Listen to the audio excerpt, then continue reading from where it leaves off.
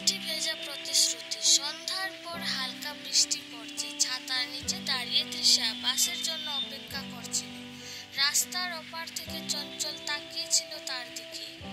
দুজনেই একে অপরকে চেনে, কিন্তু কোনোদিনও কথা বলা হয়নি।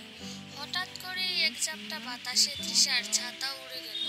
চঞ্চল দৌড়ে গিয়ে ছাতাটা ধরে তার হাতে দিল। তৃষা মৃদু হেসে বলল, ধন্যবাদ, তুমি না থাকলে ভিজেই যেতাম।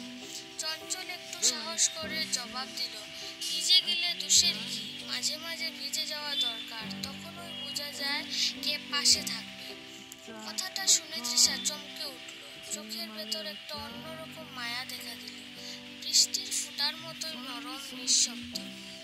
দিন কেটে গেল। ধীরে ধীরে দুজনের আলাপ বাড়ল। একদিন বৃষ্টি ভেজা বিকেলে চঞ্চল বলল, তৃষা, প্রতিশ্রুতি দাও, যত বৃষ্টি ঝড়ই আসুক আমরা একে অপরের পাশে থাকবো। তৃষা একটু থেমে চোখ মুছে হাসল।